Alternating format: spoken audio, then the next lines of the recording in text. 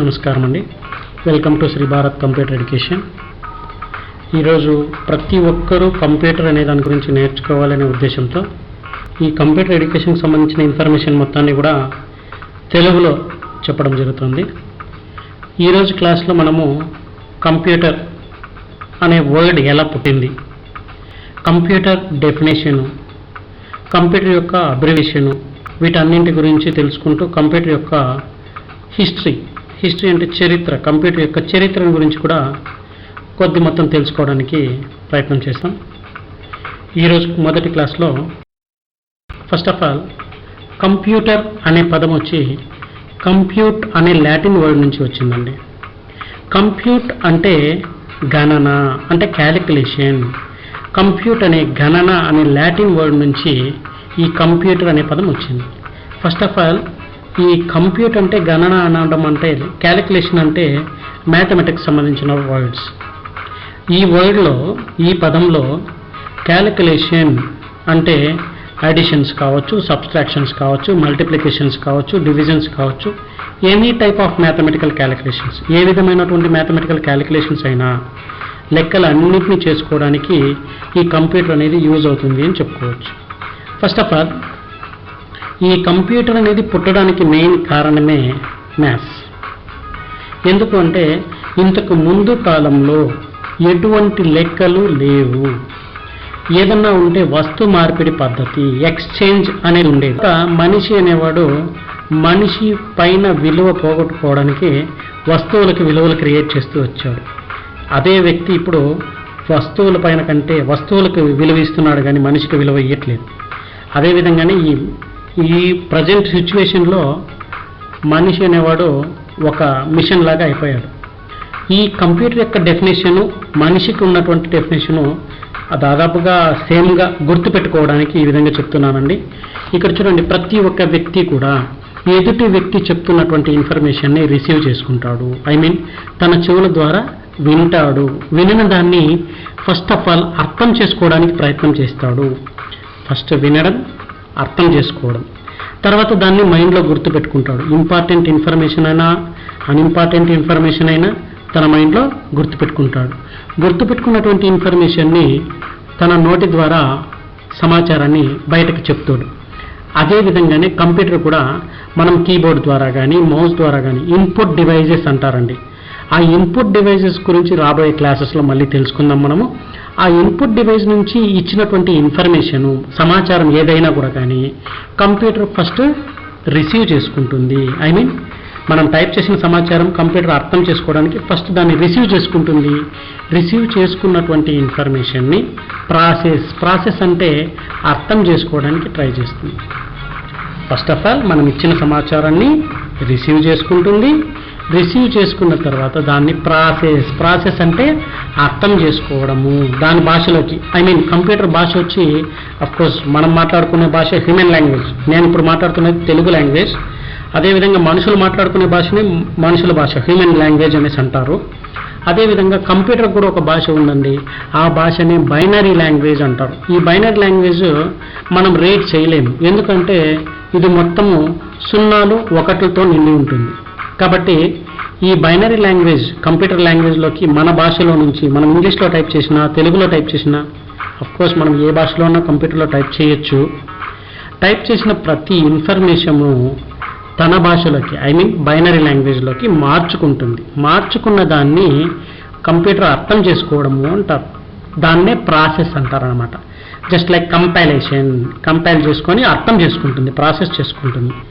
Process చేసుకున్న దాన్ని computer కూడా స్టోర్ చేసుకుంటుంది. స్టోర్ అంటే గుర్తుపెట్టుకుంటుంది. ఆ గుర్తుపెట్టుకోవడాన్ని మనం మైండ్లో గుర్తుపెట్టుకుంటున్నాము.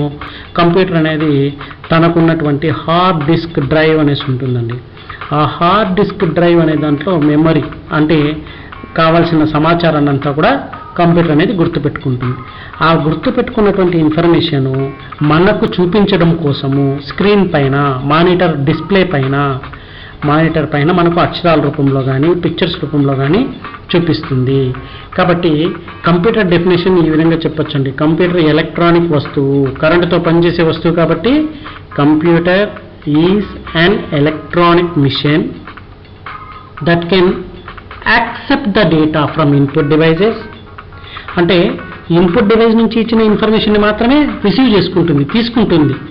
ప్రాసెస్ ద డేటా, మళ్ళీ ఏం చేస్తుంది, ఆ డేటాని అర్థం చేసుకోవడానికి ప్రయత్నం చేస్తుంది. స్టోర్స్ ద డేటా, గుర్తుపెట్టుకునేస్తుంది. అదేవిధంగా గివ్స్ ద రిక్వైర్డ్ అవుట్పుట్, అంటే ఖచ్చితమైన సమాధానాన్ని స్క్రీన్ పైన చూపెడుతుంది. ఓకేనా. నెక్స్ట్ కంప్యూటర్ యొక్క డెఫినేషన్ని మనము అందరికీ అర్థమయ్యే విధంగా ఈ విధంగా చెప్పుకోవచ్చండి. Computer means, C means commonly, commonly means వాస్తవంగా, మామూలుగా, ఓ ఆపరేటింగ్ వాడుకునేది. మిషన్ అంటే యంత్రము. పి మీన్స్ పర్టికులర్లీ, పర్టికులర్లీ అంటే ప్రత్యేకంగా. యు మీన్స్ యూజ్డ్ ఫార్, దేనికి వాడతారంటే. T means trade, trade means వ్యాపారము. మరియు ఈ మీన్స్ ఎడ్యుకేషనల్, ఎడ్యుకేషన్ కోసము, చదువుకోవడం కోసము. ఆర్ మీన్స్ రీసెర్చ్, కొత్త కొత్త ప్రయోగాలు, ఇన్వెన్షన్స్ చేయడం కోసము ఈ కంప్యూటర్ని ఎక్కువగా వాడుతున్నాము.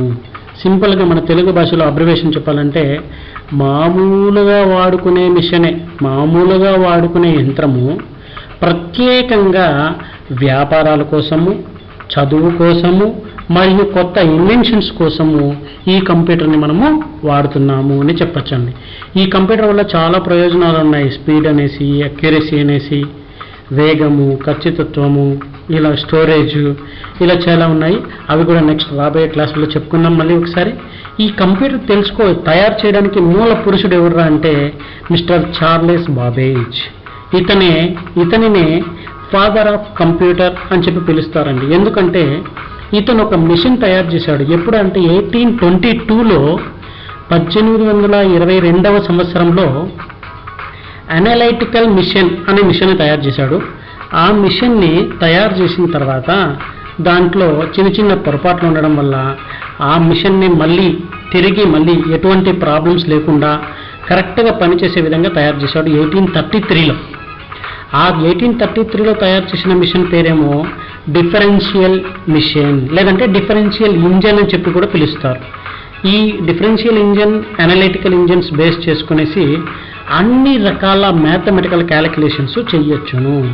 ఈ మిషన్లో ఉన్నటువంటి ఫస్ట్ అడ్వాంటేజ్ ఏంట్రా అంటే మొట్టమొదటిసారిగా మనుషులే కాదు మిషన్లు కూడా గుర్తుపెట్టుకుంటాయి అని నిరూపించినటువంటి ఈ చార్లెస్ బాబేజ్ మిషన్లకు కూడా మెమరీ, జ్ఞాపక శక్తి అనేది ఉంది అని నిరూపించాడు. కాబట్టి ఈ చార్లెస్ బాబేజ్ని ఫాదర్ ఆఫ్ కంప్యూటర్ అనేసి అంటారు. చాలామంది ఇప్పుడు కూడా కంప్యూటర్ ఎవరు తయారు చేసిందంటే చార్లెస్ బాబేజ్ అంటారండి. కానీ చార్లెస్ బాబేజ్ అనే అతను కంప్యూటర్ తయారు చేయలేదు. కావాలంటే జనరేషన్స్ ఉన్నాయి, జనరేషన్స్ ఎప్పటి నుంచి స్టార్ట్ అయినాయి అనేది చూడండి మీరు. మన చార్లెస్ బాబేజ్ గురించి కూడా నెక్స్ట్ క్లాస్లో నేను ఎక్స్ప్లెయిన్ చేస్తాను. చార్లెస్ బాబేజ్ అతను 1879లోనే చనిపోయాడండి అతను.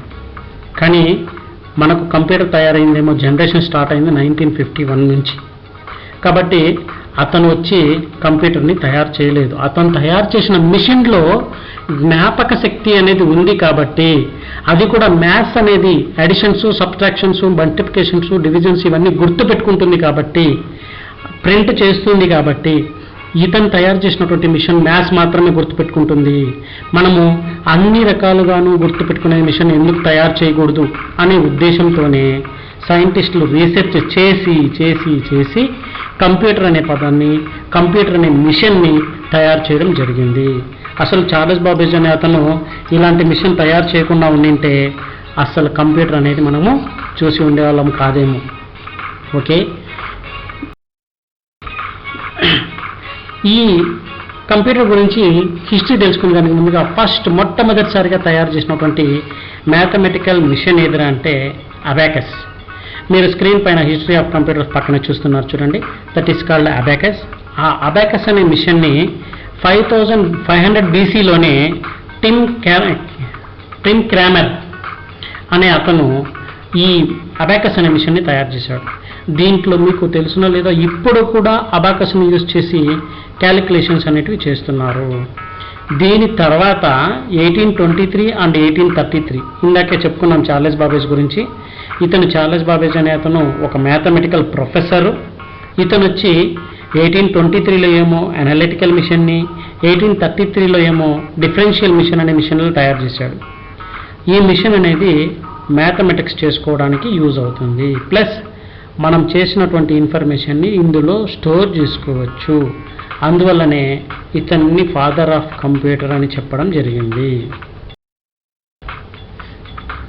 కంప్యూటర్ అనేది ఒకేసారి తయారు చేయలేదండి.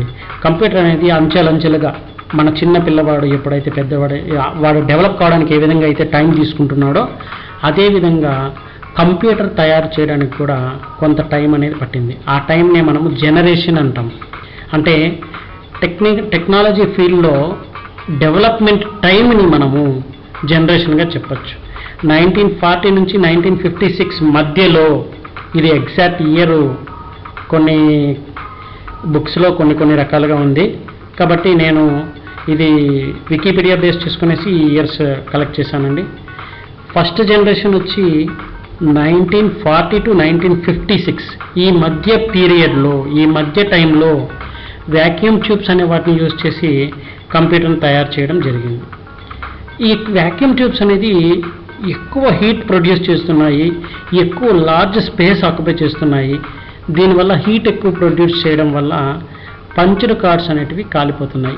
చెప్పలేదు కదా, ఈ పంచ్డ్ కార్డ్స్ అనేటివి మెమరీ డివైస్ ఏదైతే మన అనలైటికల్ అండ్ డిఫరెన్షియల్ మిషన్లో వాడారో గుర్తుపెట్టుకోవడం కోసం మన చార్లెస్ బాబేజ్ వాడినటువంటి అనలైటికల్ డిఫరెన్షియల్ మిషన్లో వాడినటువంటి మెమరీ డివైస్ పంచ్డ్ కార్డ్స్ అనే వాటిని ఈ ఫస్ట్ జనరేషన్ పీరియడ్లో వాడారండి. ఈ పంచ్డ్ కార్డ్స్ అనేటివి ఈ వ్యాక్యూమ్ ట్యూబ్స్ వల్ల వచ్చే హీట్కి ఇవి కాలిపోతున్నాయి. అందువల్ల ఈ ఫస్ట్ జనరేషన్ కంప్యూటర్స్ అనేది సక్సెస్ కాలేదు. ఈ కంప్యూటర్స్కి ఎగ్జాంపుల్గా యూనివాక్ అండ్ ఎనాక్ అనే 2 రకాల కంప్యూటర్స్ని ఎగ్జాంపుల్గా తీసుకోవచ్చు. UNIVAC means universal automatic computer, ENIAC means electronic numerical intern calculator machines. ఈ 2 రకాల కంప్యూటర్స్ని మిషన్స్ని ఫస్ట్ జనరేషన్లో తయారు చేయడం జరిగింది. దీంట్లో ఉన్న ఫస్ట్ జనరేషన్లో ఉన్నటువంటి ప్రాబ్లమ్స్ ఏది, వ్యాక్యూమ్ ట్యూబ్స్ వల్ల హీట్ ఎక్కువ రావడము, లార్జ్ స్పేస్ ఆక్యుపై చేయడము, వర్కింగ్ కండిషన్ వెరీ స్లోగా ఉంది. అందువల్ల సెకండ్ జనరేషన్ని తయారు చేయడం జరిగింది. అంటే అవి ఇంప్రూవ్ చేసుకోవాలనే ఉద్దేశంతో సెకండ్ జనరేషన్ కంప్యూటర్ తయారు చేశారు. ఈ జనరేషన్ టైమింగ్ వచ్చి 1956 to 1963. ఈ జనరేషన్లో వ్యాక్యూమ్ ట్యూబ్ ప్లేస్లో ట్రాన్సిస్టర్స్ని యూజ్ చేసి కంప్యూటర్ తయారు చేశారు. ట్రాన్సిస్టర్స్ యూజ్ చేయడం వల్ల వీలైనంత వరకు ఫస్ట్ జనరేషన్లో వచ్చినటువంటి ప్రాబ్లమ్స్ అన్నీ ఇక్కడ సాల్వ్ అయిపోయినాయండి. ట్రాన్సిస్టర్తో పాటు ఫస్ట్ జనరేషన్లో మెమరీ పర్పస్ పంచ్డ్ కార్డ్స్ అనేటివి వాడారు. సెకండ్ జనరేషన్లో మ్యాగ్నెట్ టేప్ అనేది వాడారు.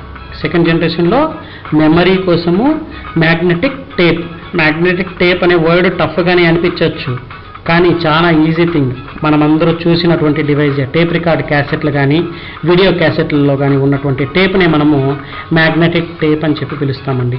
వాటిల్లో డేటా అనేది స్టోర్ చేసుకోవచ్చు, వీడియోస్ కానీ సాంగ్స్ కానీ లేదంటే ఏదైనా సమ్ ఇన్ఫర్మేషన్ స్టోర్ చేయొచ్చు. వీటిని యూజ్ చేసి సెకండ్ జనరేషన్ కంప్యూటర్ని తయారు చేయడం జరిగింది. ఈ సెకండ్ జనరేషన్ కంప్యూటర్కి ఎగ్జాంపుల్గా IBM 1401, IBM 1620. IBM is one of the first business machine. అది ఇండస్ట్రియల్ బిజినెస్ మిషన్ అంటారు. మొట్టమొదటిసారిగా కంప్యూటర్ని తయారు చేసినటువంటి కంపెనీగా చెప్పచ్చు IBMని. ఓకే, సో ఈ 2 రకాల కంప్యూటర్స్ని సెకండ్ జనరేషన్లో తయారు చేశారండి. సెకండ్ జనరేషన్లో వచ్చిన ప్రాబ్లం ఏంటంటే అన్ని ట్రాన్సిస్టర్సే యూజ్ చేయడం వల్ల కొంచెం ప్రాబ్లం అయింది. ఏ ట్రాన్సిస్టర్ వల్ల ప్రాబ్లం ఉంది అనేది తెలుసుకోవడం కష్టమైపోయింది. మ్యాగ్నెటిక్ టేప్ వల్ల కూడా ప్రాబ్లం వచ్చింది. మ్యాగ్నెటిక్ టేప్ వల్ల ఏం ప్రాబ్లం అంటే టేప్ రివర్స్ పడిపోతే 6-9 అవుతుంది, 9-6 అవుతుంది. దానివల్ల కూడా ప్రాబ్లం వస్తాయి. కాబట్టి ఈ రెండిటి వల్ల మనం థర్డ్ జనరేషన్ కంప్యూటర్ని తయారు చేయడం జరిగింది. థర్డ్ జనరేషన్ వచ్చి 1964 to 1971 వరకు జరిగింది. ఈ మధ్యకాలంలో ఈ థర్డ్ జనరేషన్ కంప్యూటర్ని తయారు చేశారు. ఇక్కడ ట్రాన్సిస్టర్స్ ప్లేస్లో ఇంటిగ్రేటెడ్ సర్క్యూట్స్ అనే వాటిని యూజ్ చేశారు. దీన్నే ముద్దుగా IC అంటారు, చిప్స్ అని కూడా పిలుస్తారు. తినేటివి కాదండి, పొటాటో బనానా చిప్స్ కాదు, ఇవి ఎలక్ట్రానిక్ చిప్స్. ఓకే, వీటిని యూజ్ చేసి కంప్యూటర్ని తయారు చేయడం జరిగింది. సో ఈ కంప్యూటర్లో మ్యాగ్నెటిక్ డిస్క్ని వాడడం జరిగింది మెమరీ పర్పస్. సెకండ్ జనరేషన్లో మ్యాగ్నెటిక్ టేప్ వాడారు, థర్డ్ జనరేషన్లో మ్యాగ్నెటిక్ డిస్క్ను వాడారు. సో ఈ కంప్యూటర్లో మొట్టమొదటిసారిగా కీబోర్డ్స్, మానిటర్స్, ఆపరేటింగ్ సిస్టమ్ అనే వాటిని యూజ్ చేసి థర్డ్ జనరేషన్ కంప్యూటర్ తయారు చేయడం జరిగింది. సో ఆపరేటింగ్ సిస్టమ్ అనేది ప్రతి ఒక్కరికి, మనకు కూడా ఆపరేటింగ్ సిస్టమ్ అనేది ఉంటుందండి. మనకు ఆపరేటింగ్ సిస్టమ్ అనేది మన పేరెంట్స్ ద్వారా కానీ, ఫ్రెండ్స్ ద్వారా కానీ, మన సొసైటీ ద్వారా కానీ మన ఆపరేటింగ్ సిస్టమ్ని మనం డెవలప్ చేసుకుంటాం. బట్ కంప్యూటర్ యొక్క ఆపరేటింగ్ సిస్టమ్ అనేది సిడీస్ రూపంలో కానీ, డివిడీస్ రూపంలో కానీ అందుబాటులో ఉంటుంది. ఆ ఆపరేటింగ్ సిస్టమ్ గురించి కూడా రాబోయే క్లాస్లో తెలుసుకుందాం. ఇది ఫస్ట్ క్లాస్ కాబట్టి నేను డెప్త్గా వెళ్ళట్లేదండి, ఫాస్ట్గా చెప్తున్నాను. వీలైనంత వరకు సబ్జెక్ట్ మొత్తం కంప్లీట్ అయిన తర్వాత, విన్న తర్వాత ఇంకా ఏదన్నా మిస్ అయ్యింటే నాకు ఫీడ్బ్యాక్ ఇస్తే నేను మాడిఫై చేయడానికి పాసిబిలిటీ ఉంటుంది. ఈ థర్డ్ జనరేషన్ కంప్యూటర్కి ఎగ్జాంపుల్గా main frame computer, IBM 360, IBM 370 అనే కంప్యూటర్లు ఎగ్జాంపుల్గా చెప్పుకోవచ్చు. ఇక్కడ కూడా థర్డ్ జనరేషన్లో కూడా ఐసీల వల్ల, ఇంటిగ్రేటెడ్ సర్క్యూట్స్ వల్ల ప్రాబ్లం వచ్చింది. అందువల్ల ఫోర్త్ జనరేషన్ కంప్యూటర్ తయారు చేశారు. ఫోర్త్ జనరేషన్ కంప్యూటర్ వచ్చి 1972 to 1986 in the middle of the period. ఈ పీరియడ్లో ఫోర్త్ జనరేషన్ కంప్యూటర్ వాడారు. ఐసీ ప్లేస్లో మైక్రో ప్రాసెసర్స్ అనేవి వాడారండి. ఇకపోతే మెమరీ డివైస్ మ్యాగ్నెటిక్ డిస్క్ వల్ల ఎటువంటి ప్రాబ్లం లేదు కాబట్టి ఆ మ్యాగ్నెటిక్ డిస్క్ని అలాగే ఫోర్త్ జనరేషన్లో కూడా వాడడం జరిగింది. అఫ్ కోర్స్ మనం యూజ్ చేస్తున్నటువంటి కంప్యూటర్స్ అన్నీ కూడా ఇప్పుడు ఫోర్త్ జనరేషన్కి సంబంధించిన కంప్యూటర్సే. IBM 370 SE means second edition, and Pentium computers, IBM 370 అనే కంప్యూటర్స్ రెండింటిని కూడా ఫోర్త్ జనరేషన్ కంప్యూటర్కి ఎగ్జాంపుల్గా చెప్పచ్చు.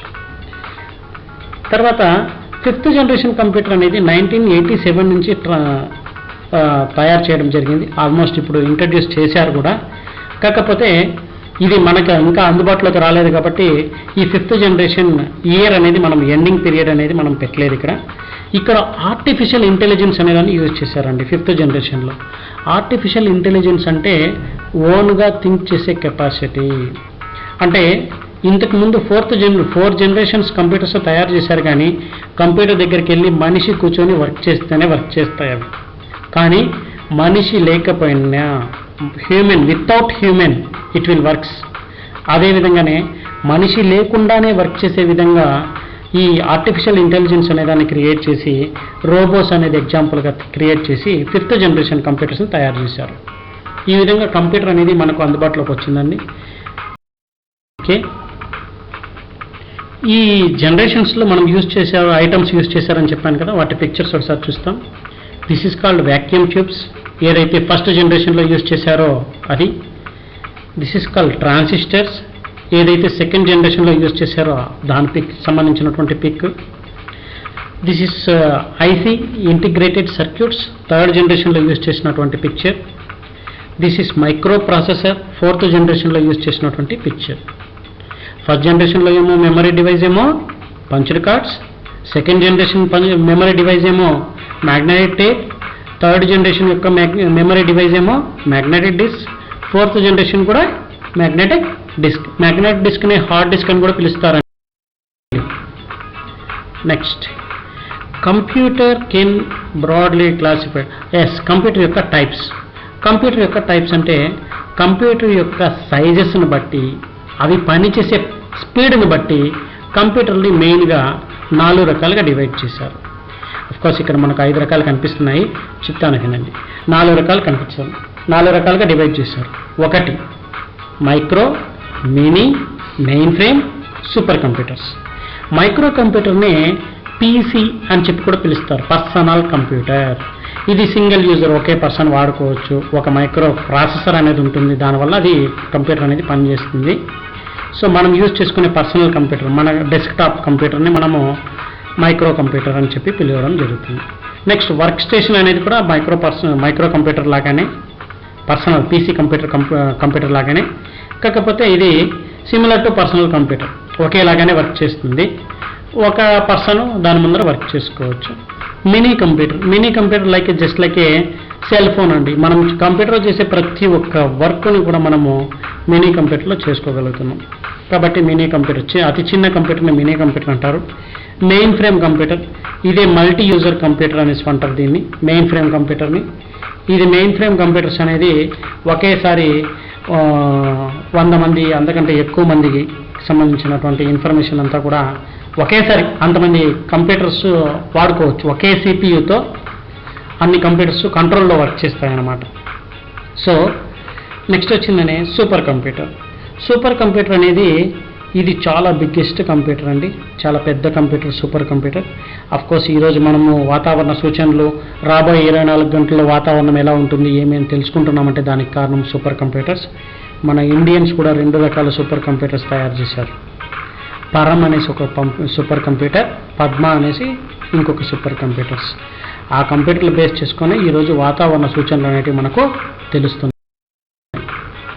ఓకే, ఈరోజు క్లాస్లో మనము కంప్యూటర్ యొక్క అబ్రివేషను, డెఫినేషను, కంప్యూటర్ యొక్క హిస్టరీ అండ్ కంప్యూటర్ యొక్క generations, different types of computers గురించి ఈరోజు క్లాస్లో చెప్పుకున్నాం.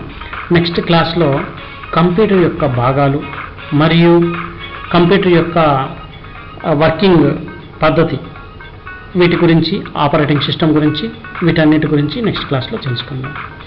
మీకు క్లాస్ బాగా అర్థమైనట్లయితే మీరు నా ఛానల్ని సబ్స్క్రైబ్ చేసి, వీలైతే ఏదైనా ఫీడ్బ్యాక్ ఏదైనా ఉన్నట్లయితే కామెంట్స్ రూపంలో తెలియజేస్తారని కోరుకుంటున్నాను. Thank you.